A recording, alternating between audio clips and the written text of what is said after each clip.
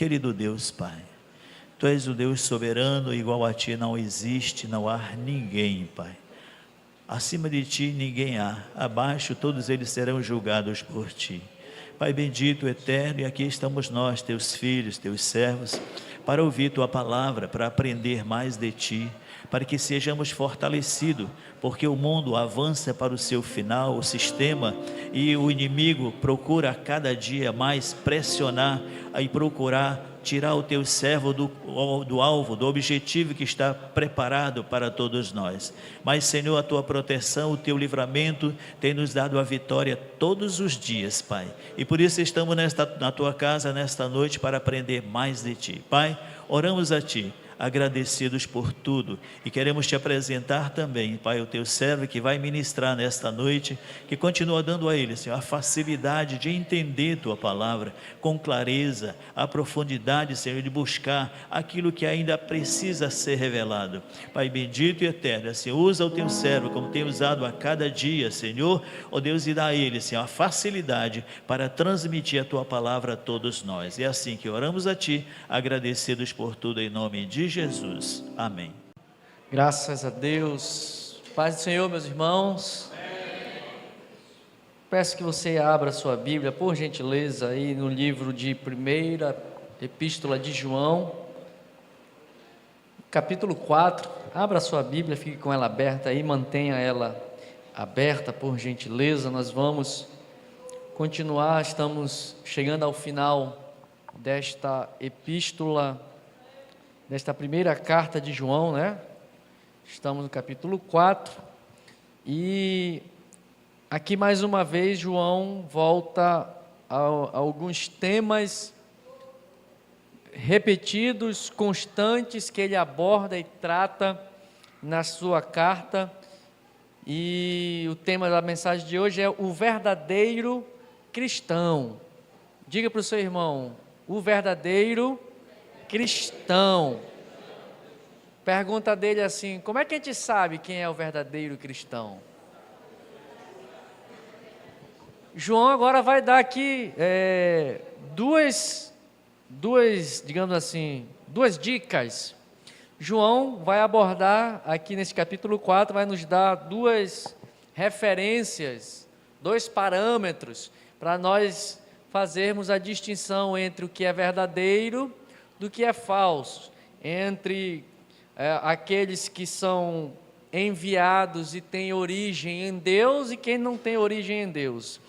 Aqui o apóstolo João está juntamente com os demais outros apóstolos, Pedro, Paulo, Tiago, todos os apóstolos que escreveram cartas, estão enfrentando neste início da igreja, aqui é a igreja do primeiro século, logo após a morte de Jesus, a igreja que estava começando a sua jornada. E neste início, a igreja estava sendo atacada ferozmente, de uma forma muito forte, com bastantes heresias, com várias heresias de todos os tipos. Vários mestres falsos se levantaram para tentar desviar e, de alguma maneira, levar a palavra, uma palavra distorcida. Por essa razão, então, o apóstolo João, os outros apóstolos, em algum momento, estão combatendo estes falsos ensinos.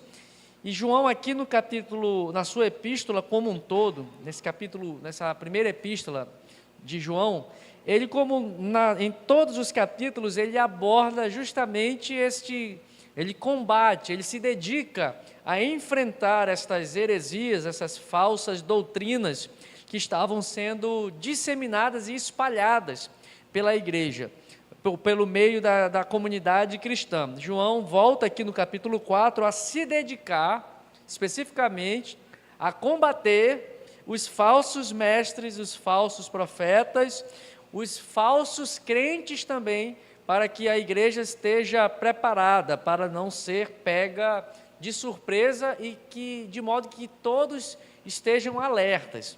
Nesse capítulo aqui, então, João dá uma dica para nós distinguirmos e separarmos quem os espíritos. Nem todo mundo que diz Senhor, Senhor entrará no céu, não é isso? nem todo espírito que se apresenta como luz é da luz também. Nem todo mundo que se apresenta como eu sou de Deus, necessariamente é de Deus.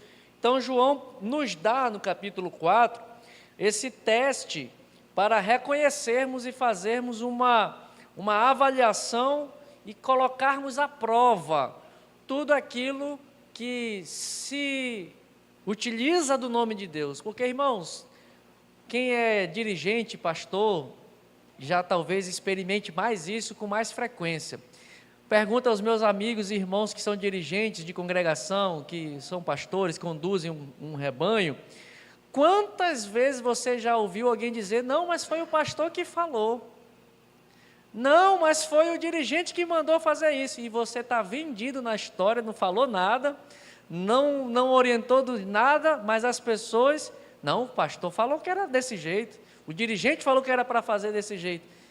É ou não é verdade, irmãos? Quem está à frente de obra, já aconteceu alguma vez na sua vida isso aí, pastor Zanin, lá? Não, no São José isso não acontece, né? Os irmãos do São José que estão aqui, isso aqui é só na sede, ali na Cidade de Deus, lá não acontece. Hein, João? O João que está ali em cima, nunca ninguém falou, não, mas o missionário falou que era para fazer isso, nunca deu a ordem, né? Assim também, irmãos, as pessoas usam o nome de Deus de várias maneiras, muitos modos, mas na verdade não estão falando em nome de Deus. João nos dá, no capítulo 4 aqui, ele justamente se preocupa em dar ferramentas para a igreja, formas para que a igreja identifique, não seja pega de surpresa e por engano, por pessoas que usam o nome de Deus, falam da palavra de Deus. Irmãos, é muito sério isso, porque as pessoas usam a Bíblia, o diabo usa a Bíblia, irmãos, e eu digo sem medo de errar, o diabo conhece a Bíblia mais do que muito crente, porque ele, por mais que ele não viva o que a Bíblia diz, mas todas as histórias da Bíblia, ele estava lá, entendeu a verdade? De Gênesis a Apocalipse, o diabo estava lá, quando a Bíblia estava sendo escrita. Como o próprio apóstolo Pedro falou, que a Bíblia, a palavra de Deus, foi a inspiração do Espírito. Deus falou por meio de homens santos que receberam a inspiração do Espírito do Senhor para revelar e escrever o que nós temos aqui. E nessa história, a Bíblia tem uma média de, se você contar de Gênesis, toda a escrita da Bíblia gira em torno de 3.000 anos de história, está contido na Bíblia. Nesses 3.000 anos, e até hoje, o diabo estava lá, todos os dias. Então ele sabe, não de ouvir falar, ele sabe porque ele viveu essas histórias. Ele estava lá no Gênesis, ele estava lá oferecendo o fruto para Adão e Eva, ele estava lá escamoteando a verdade, ele estava lá tentando fazer com que Faraó impedisse o povo de sair do Egito, ele estava lá quando ele tentou fazer o exército de Faraó matar o povo na travessia do mar, ele estava lá no deserto, provando Jesus, usando a palavra, usando as Escrituras para fazer com que Jesus o adorasse. E ele está aqui, tentando te fazer cair, porque a palavra de Deus diz isso, Satanás está como um leão ao nosso derredor, rugindo, tentando nos... Aí você vai ficar com medo agora, o diabo está aqui. Não, irmão, maior o que está em nós do que o que está no mundo. Mas eu quero mostrar para vocês que Satanás, pessoas, espíritos, não é porque está falando da Bíblia que você tem que acreditar 100%. Não é porque está dizendo um texto bíblico. Ah, não, falou, está vendo? Falou um texto da Bíblia. E agora eu vou acreditar nele. Jesus nos ensina a fazer... A não sermos crédulos, não sermos crentes que acreditam em tudo e de qualquer maneira sem fazer nenhum filtro. A palavra de Deus nos foi dada e nos foi revelada para que nós conheçamos a vontade de Deus, para que nós conheçamos quem é Deus pela palavra, para que a gente possa fazer justamente por meio da palavra filtros para saber o que é de Deus e o que não é de Deus. Nós não podemos ser, meus irmãos, crentes levados por qualquer vento de doutrina, por qualquer conto e qualquer mensagem agradável aos ouvidos, por qualquer pregação que seja a mais bela que for, a melhor retórica que existe, que te faz até chorar. Nós não podemos ser enganados e nos deixar ser enganados e ficar acreditando em tudo que se fala da Bíblia. Irmão, confira o que se está sendo dito nos púlpitos. E quando eu falo púlpito, não estou falando só do púlpito de igreja, não. Estou falando dos púlpitos digitais. Que hoje o grande perigo são os púlpitos digitais. Você está entendendo o que eu estou falando, né? São os pastores de YouTube. São as pessoas que doutrinam pela internet. Tem até uma brincadeira que diz: se está na internet, é verdade. Não é verdade. Não creia, não seja guiado por tudo o que se fala, só porque tem um versículo bíblico, um texto bíblico, já vamos logo tomar isso como verdade. É neste sentido, este alerta que está presente aqui no capítulo 4, para que a igreja daquela época, que não tinham tantas informações, que não era tão bombardeada com tantas coisas como nós hoje somos, João já tinha essa preocupação, e é por isso que no versículo 1 ele diz, logo no início, capítulo 4, verso 1, não deis crédito a qualquer espírito. Irmão, já viu gente que é engraçado e é incrível, preste atenção, se um pastor, alguém está no púlpito e começa a fazer uma meia dúzia de línguas estranhas, parece que a igreja pega fogo, né? Já prestou atenção? O camarada fala assim e começa a falar em línguas estranhas, a igreja está num nível. Aí o camarada começou a falar em línguas estranhas, a igreja aparece, oh, aleluia. Aí começa a... Será que aquela língua estranha, será que aquilo tudo que está sendo dito é de Deus ou não é de Deus? Então, é essa alerta que João está fazendo aqui, porque ele está preocupado com esta doutrina que estava sendo espalhada na sua época, a doutrina gnosticista, os gnósticos, que pregavam justamente que todo espírito, tinham duas premissas, tinham dois princípios básicos na doutrina dos gnósticos da época de João, e que se nós trouxermos para os nossos dias, também se aplicam a nós hoje. O que eles ensinavam naquela época que João estava combatendo aqui no capítulo 4? Os dois ensinos deles, que Jesus, que a matéria, melhor dizendo, o corpo, a matéria, ela é má por si só. A sua essência é ser má, é corrompida, não presta, a matéria não presta. Contudo, o segundo ensino dos gnósticos que eles davam naquela época é, por outro lado, o espírito, ele é bom por natureza. Isso dá dois problemas. Primeiro, se o espírito é bom, qualquer espírito que falar, está valendo. Porque o espírito, na visão dos gnósticos, era essencialmente bom. Então, não importa se é um demônio falando, na visão gnóstica, ele é bom, porque é um espírito. Não importa se é o Espírito Santo falando, na visão gnóstica, é bom. E o Espírito Santo é bom, porque é espírito, é o Espírito de Deus. Então, entenda isso. Por isso, João escreve no primeiro versículo aqui, olha, não descrédito a todos os espíritos. Esta doutrina de dizer que tudo que é espírito é, por natureza, algo bom, está errado. A igreja precisa pôr os espíritos à prova. E este ensino de João aqui, de colocar os espíritos à prova, nos nossos dias se aplicam nessa imagem que eu estou fazendo, porque parece que se nós falarmos meia dúzia de línguas estranhas, esse homem tem Deus. Este pastor, essa pessoa, esse pregador é de Deus, porque fala, olha só quantas línguas estranhas ele fala. E se revelar o CPF, melhor ainda. Se for daquele que revela e chama assim, a igreja, quer ver a igreja pegar fogo? Ei, você aí, fique de pé. eis que te digo, o Senhor está falando assim, assim, assim, assim. E engraçado, ele sempre acerta. Porque sempre vai tratar, se você pegar essas pessoas que falam assim, só fala no genérico. O Senhor fez isso, fez assim, nunca vai no específico, sempre fala de coisas genéricas. Aí a igreja começa a pegar fogo. Aí o pastor começa a falar, você aí, levante aí.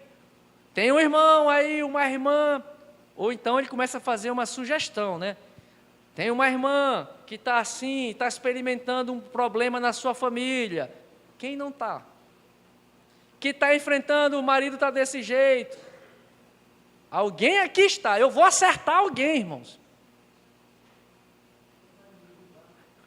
Oxe, tem alguém que está com uma família endividada. E olha, já achei. Eis que o Senhor te diz, irmão. Eu vou resolver esse teu problema. Aí a igreja pega fogo, aí todo mundo, é de Deus, esse homem revela. Irmão, olha que João está dizendo, nem tudo que é espírito é de Deus, não. É muito fácil, eu começar a falar aqui, eu vou achar alguém aí que vai se encaixar. E aí, normalmente, essas pessoas que se utilizam desses artifícios, são bem convincentes. Normalmente impostam a voz, e ainda falam gritando, parece que se gritar é que é melhor.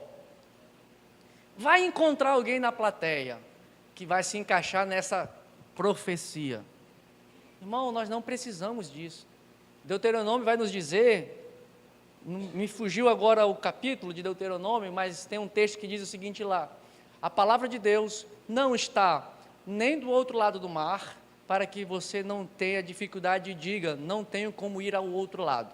A palavra de Deus também não está, e os mandamentos do Senhor também não estão nos céus, alto nos céus, de modo a que você não consiga ir lá nos céus pegar. Continua escrevendo Moisés dizendo, a palavra de Deus, por outro lado, a palavra de Deus está perto de ti, no mandamento, aqui, escrito. Não precisa ter mistério. Eu até mandei um vídeo hoje para o Neis, um mistério misterioso. Né, Nelson? Engraçado aquele mistério misterioso. Um pastor que tem superpoderes. Um homem anda assim, faz assim, o camarada cai. Ele faz assim, parece que está dando um Hadouken. Aí todo mundo cai. Os mais novos vão entender o que é Hadouken, né? Irmãos, isso não é de Deus não, irmãos. A palavra de Deus é simples. Nós é que complicamos. Mas é muito fácil nós sermos enganados por esses falsos profetas, por esses homens, que, segundo João está dizendo aqui no versículo 1, olha só o que ele diz no final do versículo 1, ele diz, primeiro, não descrédito, faça a prova, avalie, mas olha a parte B do versículo 1, porque muitos falsos profetas têm saído pelo mundo afora. Irmão, cuidado, não se deixe levar por pessoas que você não sabe quem é. Aqui você nos conhece. Vocês conhecem os nossos defeitos, conhecem as nossas fraquezas, vocês sabem quem nós somos. Certamente você conhece o seu pastor, quem está na sua igreja, quem está lhe dirigindo, quem está lhe conduzindo, irmão, mas profeta de casa não faz milagre, né? Jesus não fez milagre em Nazaré, seremos nós que iremos fazer?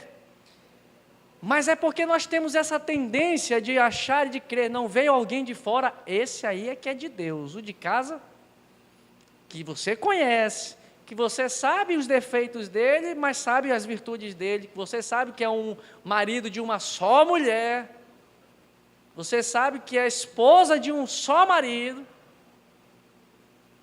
mas aí veio de fora, falou meia dúzia de línguas estranhas, esse é de Deus. O meu pastor não é de Deus não, ele não fala as coisas, não me revela, não fala o que está acontecendo. Irmão, João está nos aconselhando aqui, teste os espíritos, fazei prova. Paulo, que era o apóstolo Paulo, grande teólogo do Novo Testamento, e todos nós vivemos debaixo de uma doutrina teológica paulina. Paulo que nos ensinou muitas coisas sobre a palavra de Deus, sobre o Evangelho. Estava ensinando, e a igreja de Beré fazia o quê? Espera aí, deixa eu ver se esse camarada está falando que está escrito aqui na minha lei. Deixa eu ver se ele está falando que o profeta Isaías falou. Será que ele está falando que Jeremias disse? Será que ele está falando que Amós falou? Está batendo. Então, vou dar crédito a esse homem. Nós perdemos este hábito. Quando eu digo nós, não estou dizendo a igreja como um todo, irmãos. A igreja, não estou falando da igreja sob o ponto de vista de uma placa denominacional, mas a igreja, os crentes estão hoje buscando, e eu já falei isso algumas vezes aqui, um culto que lhes satisfaçam a alma, um culto que seja emotivo. Se não chorar no culto, Deus não estava lá. Se eu não me emocionar com o louvor, o Senhor não estava guiando o líder de louvor. Se a pregação não for daquele jeito, e o pastor hoje estava fraco, orou pouco, jejuou, não está jejuando o pastor, está sem unção. Irmão, a gente tem que olhar para a palavra. Temos que ter a palavra como base. Por isso, João dá este alerta que não deis crédito para qualquer um que chega se dizendo e se utilizando da palavra de Deus, falando, até tem muita gente que até prega a palavra. Pastor Silas Malafaia, inclusive, diz isso. Tem gente que pega a palavra, usa o texto fora do contexto, como um pretexto para criar heresia. Aí você já viu aquele tipo de pregador, aquelas pessoas que chegam assim e pregam, vamos ler a Bíblia aqui, aí abre lá, sei lá, Salmo 23, aí ele começa, aí Adão fez isso, mas o Salmo é 23, e depois Noé fez aquilo, mas o Salmo não é o Salmo 23, o que tem a ver a Noé e Adão com o Salmo 23? Mas a igreja pega fogo, mas muita gente se deixa envolver, irmãos. É um alerta que João está nos dizendo, o versículo 1 nos dá esse alerta. Olha, testem os espíritos, ponham as pessoas à prova, avaliem se o que está sendo dito e ensinado está condizente. Nós não podemos ter uma postura acrítica, sem crítica. A igreja não pode ser o cristão, melhor dizendo, o cristão não pode ter uma atitude crítica, ou seja, temos que criticar. Será que o que o pastor está falando está conforme a palavra? Pastor Everlan está pregando, está de acordo com a palavra? Nós temos que ser críticos, irmãos, não podemos, é assim que os falsos profetas e os falsos mestres enganam e enganarão, porque Jesus falou, nos últimos dias muitos falsos mestres e profetas se levantarão e enganarão a muitos. Mas por que enganarão a muitos? Porque as pessoas estão sendo guiadas por misticismo. Se não houver uma mensagem mística, se não houver um manto sendo desenrolado, Deus não está no negócio. Essa é uma mensagem de alerta para nós. Ao mesmo tempo, João está dando uma ordem expressa: provai os espíritos. Quando ele diz não descrédito, é um alerta. Olha, fiquem antenados, cuidado, prestem atenção o que está sendo dito, quem está falando, e não sejam guiados por qualquer ensinamento que use, inclusive, a palavra de Deus como pretexto. E segunda questão que ele coloca aqui é uma ordem expressa: provai os espíritos. João dá justamente uma ordem aos crentes para que nós possamos testar, provar. E a prova objetiva que ele dá é: faça a prova dos espíritos para saber se alguém disser que Jesus veio e se manifestou em carne, que é filho de Deus, esse aí procede de Deus. Porque era justamente, irmãos, o combate de João aqui era justamente esse. A doutrina gnóstica negava que Jesus veio em carne. Ou seja, negava a humanidade de Jesus. O gnosticismo, negar que Jesus se manifestou e veio como um homem, como um ser humano como nós, isto é negar a fé cristã. João está dizendo, quer fazer prova de se alguém é de Deus ou não é de Deus? se alguém declarar que Jesus se manifestou e veio em carne, em forma humana, essa pessoa é de Deus. Porque nós não podemos negar, irmãos, que Jesus foi tanto homem, 100% homem, igual a mim, igual a você. Ele experimentou as mesmas coisas que nós experimentamos hoje. Ele sofreu as mesmas dores, as mesmas angústias. Ele estava suscetível a pecar, contudo ele não pecou, diferente do ser humano Adão, que pecou. Jesus, no corpo humano, não cometeu nenhum pecado. E veja que é tão sério negar a humanidade de Jesus, porque se ele não veio em forma humana, ele não pode nos substituir. Se Jesus não veio como homem, se ele veio como uma imagem, como Deus, então nós ainda estamos precisando de um substituto na cruz. Porque se Jesus morreu na cruz e o seu sacrifício foi um sacrifício de substituição, era para eu e você termos morrido. Mas se Jesus não veio como um homem, ele não te substituiu na cruz. Logo, ainda estamos em pecado. Dá para entender a sutileza da heresia? Negar a humanidade de Jesus é dizer que Jesus, aquele que morreu na cruz ali, não era um homem. E se um homem não morreu na cruz, nós ainda estamos vivendo no pecado de Adão. O pastor Jacó queria contribuir, mas fale o microfone para registrar, para ficar melhor na gravação também. A paz do Senhor, irmãos. E se ele veio só como carne e não era Deus, ele precisava de um Salvador para morrer por ele. Também, exatamente. Eu estava abordando do ponto de vista da humanidade, que ele veio como um homem. Ele veio para nos substituir.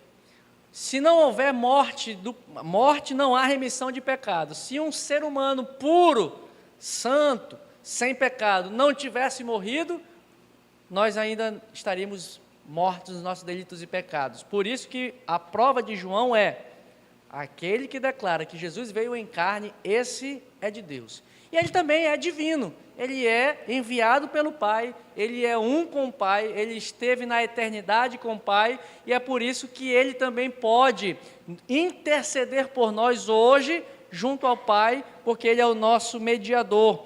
E o seu sacrifício, como o escritor aos Hebreus diz, foi feito, o seu corpo foi morto na cruz, aqui nesta terra, mas conforme o escritor aos Hebreus diz, o seu sacrifício foi feito no tabernáculo celestial, para remir-nos dos nossos pecados. Então João diz: prove os Espíritos. E como é que você vai provar o Espírito? Ou quem estiver pregando, quem estiver fazendo uso da palavra, um teste básico que João dá é esse: se alguém declarar, se alguém disser que Jesus veio em carne, então esta pessoa é de Deus, reconhece que o Senhor mandou e o Senhor enviou Jesus e, portanto, esta pessoa tem a revelação de quem é o Senhor Jesus. Então João dá esse teste para nós, dá esta orientação, e ele faz um contraste aqui no versículos 4 e 6, quando ele faz, ele dá essa orientação e essa exortação de se colocar à prova e não dar crédito a todas as pessoas e colocar à prova os espíritos. Ele começa, no versículos 4 ao versículo 6, ele começa a nos mostrar quem nós somos. Ele faz uma transição, deixando de falar dos falsos profetas para falar quem são os verdadeiros cristãos. Olha o que ele diz aqui no versículo 6: nós somos de Deus, aquele que conhece a Deus nos ouve, aquele que não é da parte de Deus não nos ouve. Nisto reconhecemos o espírito da verdade e o espírito do erro. João está fazendo a transição e mostrando aqui que os verdadeiros crentes, os verdadeiros cristãos, são aqueles que são governados pelo Espírito do Senhor e que dão ouvidos àqueles que anunciam a palavra de Deus pura, genuína e verdadeira. Nós precisamos entender, irmãos, que nós temos pessoas, o Senhor levanta servos, pessoas para nos conduzirem, para nos guiarem, e nós precisamos dar ouvidos à voz do Senhor. O Senhor é a forma mais comum do Senhor falar conosco. Já dizia alguém aí, alguém falou isso daí, eu acho que está certo. A forma mais fácil, a voz mais... Você quer saber qual é a voz de Deus? A voz de Deus, certamente, é muito parecida com a voz do teu pastor. Alguém disse isso e eu acho que está certo. Porque o Senhor levanta pastores, o Senhor levanta pessoas para conduzir o seu rebanho. E Ele tem compromisso com aqueles a quem Ele levanta. João está dizendo aqui no versículo 6, que nós, os que somos de Deus, damos ouvidos, atentamos para aquilo que os nossos líderes falam. Então, irmãos, começa aqui João a fazer mais uma vez um contraste entre quem é de Deus e quem não é. Quem ouve a voz de Deus são aqueles que também dão ouvidos e que dão atenção para aquilo que os nossos líderes, pastores, aqueles que estão diante de nós, estão anunciando, e certamente são esses que procedem de Deus. Essa é digamos assim, esse é a primeira metade do capítulo 4, João enfatiza esta preocupação que ele tem para que a igreja não se desvie. E aí, do versículo 7 até o final, João passa a tratar sobre o ponto de vista de relacionamento, como que o verdadeiro cristão se comporta. Quem é o verdadeiro cristão? É aquele que não se deixa guiar por qualquer espírito. Isso está no capítulo 1, versículo 1 ao versículo 6. O verdadeiro cristão põe à prova os espíritos.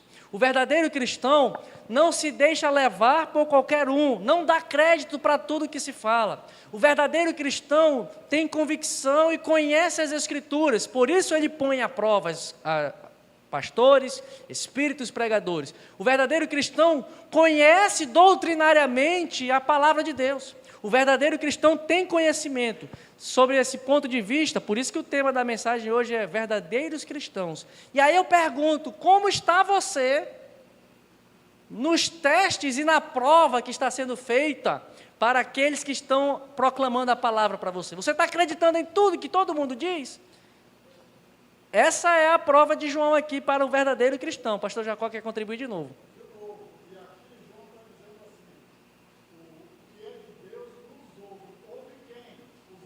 Os apóstolos.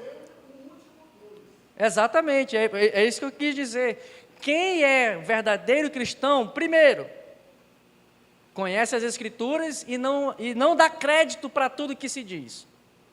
Segundo, põe à prova e coloca em teste. Pode ser o apóstolo Paulo falando, mas o verdadeiro cristão coloca à prova o que está sendo dito, confrontando com a palavra, confrontando com o mandamento.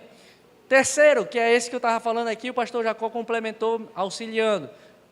O verdadeiro cristão dá ouvidos para a voz dos apóstolos, dá atenção para os ensinamentos da sua liderança, e ouve, e segue. Então, até aqui, a marca de um verdadeiro cristão é daquele que tem uma convicção da sua fé, sob o ponto de vista do conhecimento e da prática das Escrituras. O verdadeiro cristão, a partir do verso 7, João começa a falar e trazer a marca de um verdadeiro cristão sobre o ponto de vista de relacionamento. João começa do versículo 7 até o final, até o versículo 21, ele começa a falar sobre o verdadeiro cristão do ponto de vista do amor. E o amor, quando ele coloca aqui, a partir desse trecho, ele deixa a doutrina, até o verso 6 ele está falando de doutrina. O verdadeiro cristão conhece de doutrina, conhece de Escritura, conhece da palavra, e o profeta já inclusive falava, né, isso já era profetizado desde antigamente.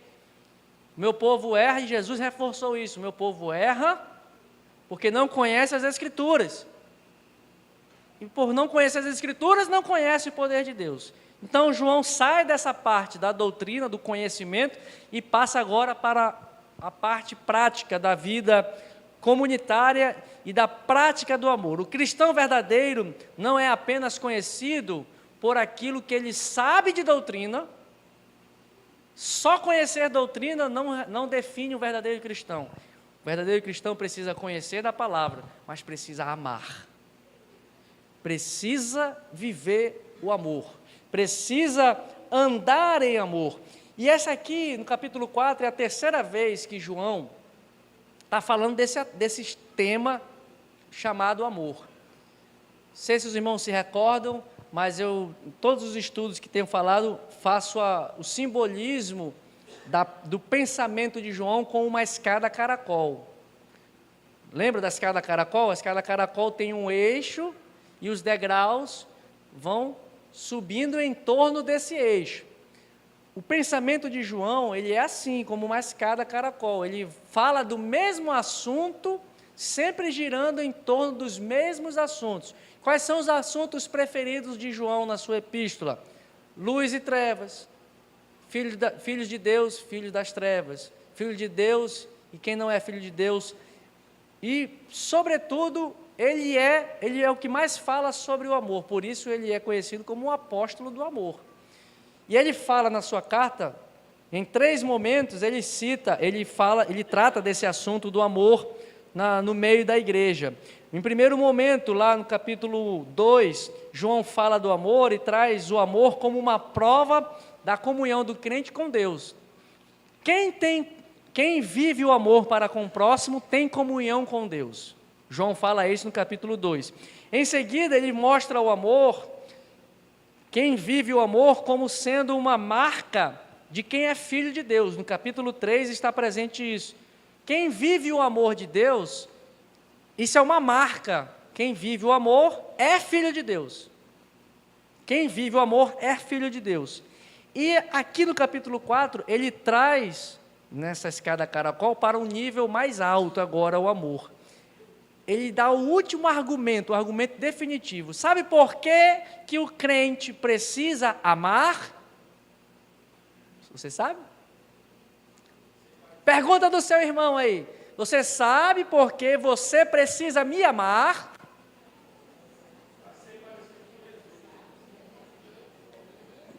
Você sabe? O João está dando uma resposta ali. Por que você precisa me amar, João? É uma boa resposta, mas qual é a resposta do apóstolo João aqui? Sabe por quê? Porque Deus é amor. Não tem outro argumento, irmãos. Deus é da natureza de Deus amar. Esse mesmo João foi quem registrou no capítulo 3, verso 16 do evangelho dele. Porque Deus amou o mundo de tal maneira, o amor, e aqui se você olhar no capítulo 4, ele usa de novo essa expressão, tal maneira, versículo 12, amados, capítulo 4, versículo 11, amados, se Deus de tal maneira nos amou, devemos nós também amar uns aos outros. Por que você tem que amar o seu irmão? Ranzinza, enjoado, que te perturba. Porque Deus é amor. Porque Ele nos amou de tal maneira. Olha, João não encontrou nenhum adjetivo suficiente para expressar o tamanho do amor de Deus. O adjetivo que ele acha é esse. Tanto aqui na primeira epístola, quanto no Evangelho. Deus amou o mundo de tal maneira. Foi um amor tão grandioso, que não tem adjetivo, não tem palavras, não tem nada que possa mensurar e medir quão grande é o amor de Deus para conosco. O pastor Jacó está empolgado hoje. Me ajude de novo aí, pastor.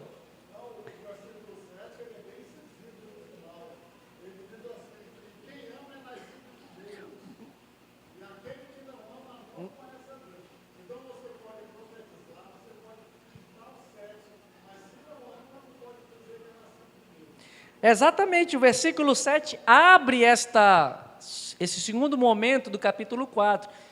Quem ama é nascido de Deus, irmãos. Agora eu pergunto, olha só o nível do amor de Jesus. Jesus sendo crucificado, vamos começar lá do jardim?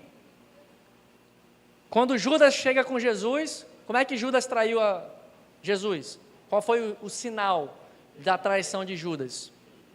Um beijo. Quando ele foi beijado por Jesus, o que Jesus falou? Amigo, me traz com um beijo. O traidor foi chamado de amigo, amigo da onça. E você tem muito amigo da onça, não tem? Pensou em alguém agora aí? Devolva um beijo para esse amigo da onça, meu irmão. Sabe por quê? Porque Deus é amor. E Jesus, ao ser traído, disse para Judas: amigo, me traz com um beijo. E eu digo uma coisa: Judas se arrependeu, só que ele foi buscar refúgio no lugar errado. Judas se arrependeu ou não se arrependeu? Sim ou não? Sim. Qual foi o sinal do arrependimento de Judas? Ele voltou para o templo, jogou as moedas, as 30 moedas, pega aí que eu não quero mais não.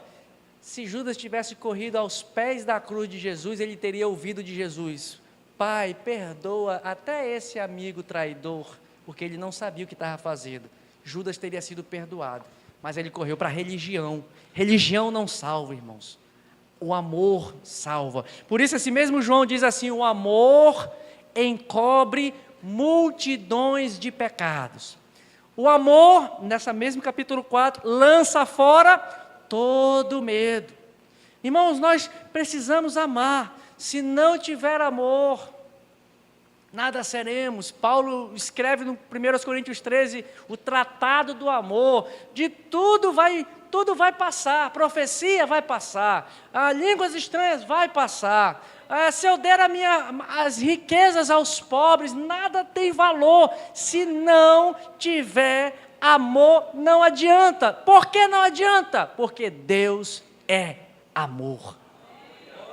Precisamos amar-nos uns aos outros, irmãos. Precisamos servir uns aos outros. Precisamos compreender que aqueles que... Esse é um outro teste, irmão, para você fazer diante de alguém que se diz pregador, profeta, apóstolo, patriarca, o que for que seja. Verifique como é que ele trata as pessoas, se é misericordioso, se é amável. Isso é um sinal de que inclusive ele diz isso: quem ama procede de Deus. Aí a gente pergunta, e eu faço até como o pastor André Valadão fala: tem muita gente que não é crente não. Se é crente não, rapaz. Precisamos amar, né? Se isso que Jesus fez não for amor, tudo perde o valor, não é isso? Não é o louvor? O oceano secou. É um amor na essência, é um amor raiz. Vou ajustar, um amor na sua essência. Tem um hino do João Alexandre, que é justamente isso: se não tiver amor, de nada valeria. Se não tiver amor, de nada adiantaria. Cego e sem razão. Esqueci o restante da letra. Mas é isso: se não tivesse amor, de nada valeria. Se não tivesse amor, não sei o que, algum teria. Justo e sem rancor. Por aí vai. O pastor Jacó acho que está querendo cantar. Ele está contribuindo demais. Ele me deu uma olhada aqui, eu acho que ele quer ajudar. Meus irmãos, vamos buscar viver a verdadeira fé em Cristo Jesus. A verdadeira identidade de cristão reside em nosso amor para com o próximo, nosso amor para com Deus, bem como nossa capacidade de discernir e diferenciar entre o que é de Deus e o que não é de Deus. Nós precisamos separar o que é santo do que é profano. isso aqui é de Deus. Isso aqui, Deus não está nesse negócio. Irmãos, o Espírito Santo nos dá o discernimento. Nós só precisamos deixar de ser meninos espirituais, de querer apenas ouvir o que nós queremos ouvir.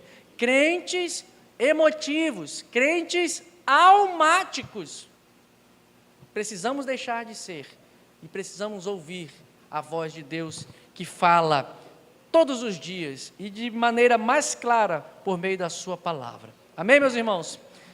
Deus nos abençoe, que o Senhor nos ajude a crescermos na fé.